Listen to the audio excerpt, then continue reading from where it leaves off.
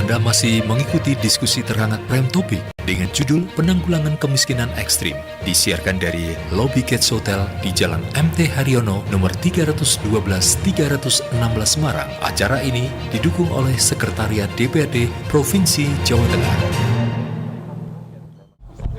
Ya, lanjut lagi Prime Topik penanggulangan kemiskinan ekstrim, dan di sesi ini saya berikan kesempatan ya untuk para hadirin yang ada di Lobby Cats Hotel yang menyampaikan tanggapan. Saya lihat ada Pak Pujo Rahayu Risan, monggo silahkan Pak Pujo.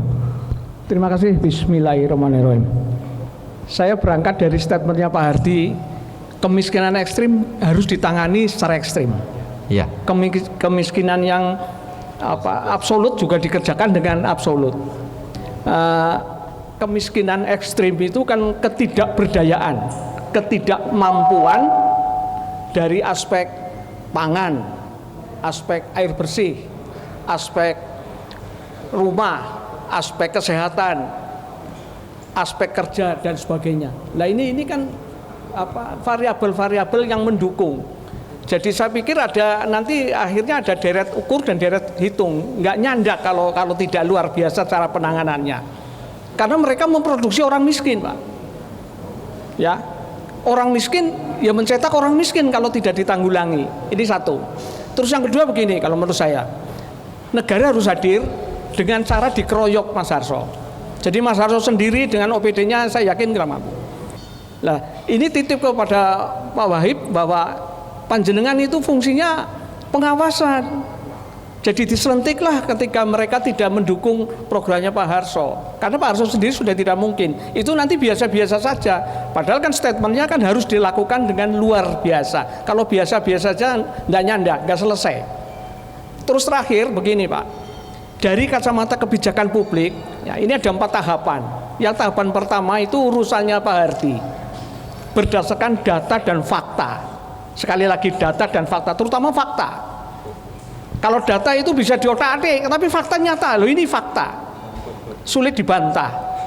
Nah, ketika misalnya kepala desa ditanya kemiskinannya berapa, angka kemiskinan berapa, orang miskin berapa, jawabannya dia untuk apa?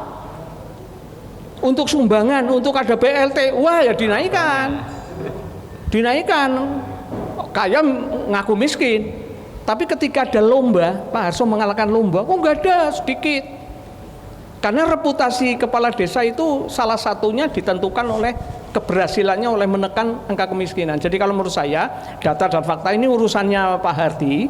Jadi kebijakan publik konsepnya pertama itu urusannya Pak Hardi ketika membuat konsep berdasarkan data fakta, kajian akademis dan sebagainya dan sebagainya. Terus tahap kedua itu formulasi kebijakan, itu kaitannya bisa nggak kebijakan yang dibuat itu sampai ke sasaran, mampu apa enggak, sesuai apa enggak, dibutuhkan apa enggak, relevan apa enggak. Terus tahap ketiga, operatornya harus ada SKPD, bila perlu gabungan satgas katakanlah, yang dari berbagai, kalau membuat organisasi baru mungkin perlu biaya dan sebagainya, perlu waktu. Jadi kalau menurut saya ini harus ada satgas. Triggernya lokomotifnya dinas sosial, tetapi harus menggandeng tadi dari Pak Wahib dari dinas perempuan dan anak itu misalnya, terus dari dinas pendidikan itu harus, dinas PU pengairan, dinas PU bina marga dan sebagainya dan sebagainya. Itu harus digerakkan oleh apa? Oleh orang nomor 1. Dan sebagainya dan sebagainya. Jadi tidak mungkin dikerjakan sendiri. Jadi menurut saya ada satgas, ya dikeroyok, harus dikeroyok. Kalau tidak menurut saya tidak bisa. Deret ukur dan deret hitung.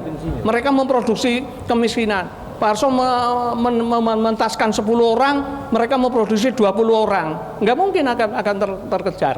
Jadi kalau menurut saya, terus yang tahap keempat partisipasi. Nah ini penting. Jadi apa yang dikonsepkan tadi dengan padat karya lah ini dan sebagainya itu di hulunya itu, di hilirnya itu partisipasi. Kebijakan publik yang berhasil itu apabila ada partisipasi. Pengertian partisipasi tadi itu, kalau misalnya diberi ikan, mendingan pancing, kira-kira filosofinya begitu. Jadi ada kesinambungan. Jadi tidak instan, dikasih sekarang, besok habis, selesai. Nah itu secara data keuangan itu sudah jelas ini sekian dan sekian dan sekian. Jadi kalau menurut saya ada nomor satu itu harus diselesaikan dengan hal yang luar biasa, tidak biasa-biasa. Terus yang kedua ada Satgas. Itu tadi Pak Pujo Rahayu komplit masukan-masukannya. Monggo ditanggapi Pak Harso sama Pak Ardi. Urut aja dulu ya. Ya, baik, kita kenal istilah adanya political will dan goodwill. Dua-duanya itu harus seiring bersama. Ya. Kalau kami sudah menginisiasi dengan kegiatan-kegiatan fungsi anggaran, fungsi pengawasan dan fungsi legislasi, tentunya di eksekutif itu harus segera melaksanakan sesuai dengan RPJMD-nya, sesuai dengan RKPD-nya. Tentunya ini apa yang disampaikan oleh Pak Pujo, ini memang luar biasa tadi, sehingga harapannya kita jangan biasa-biasa saja, tapi harus luar biasa. Kalau bisa gila, sampai gila kan begitu ya toh. Yeah. Nah, saya kira membedah ini memang membutuhkan keberanian. Yang mempunyai framing ini adalah bagian dari kepala daerah yang menjalankan RPJMD. Kita di sini sifatnya tadi political will ya. Nah, bagaimana agar pemerintah ini bisa betul-betul sesuai dengan tagline masing-masing. Kalau tagline-nya Pemprov hari ini, yang kedua sejak pertama juga sama, kita hari ini dilet yang kedua mboten korupsi, mboten ngapusi, sehingga mari kita bersama-sama di ujung periode ini semoga husnul khotimah, betul-betul mboten ngapusi, mboten korupsi. Artinya kegiatan yang pro rakyat itu harus betul-betul menjadi prioritas. Apalagi tadi ada saran masukan dari Pak Pujo, segera kita bentuk pansus.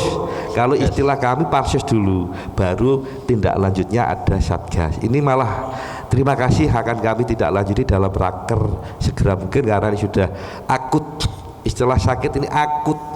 Kemiskinan ini soal akidah ini. Nanti akan segera kami laporkan ke pimpinan, ke anggota yang lain agar segera kasus kemiskinan ini jangan dianggap biasa-biasa, tapi harus ditanggapi dengan super ekstra.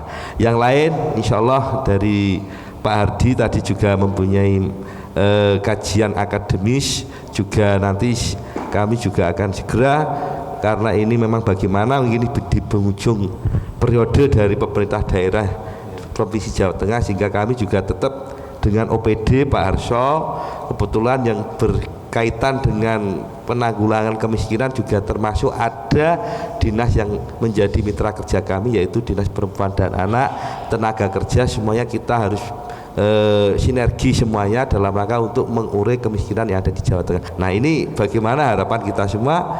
Memang kita juga terkendala oleh kerangka yang namanya RPJMD yang tertuang dalam RKPD, ada dan tidak.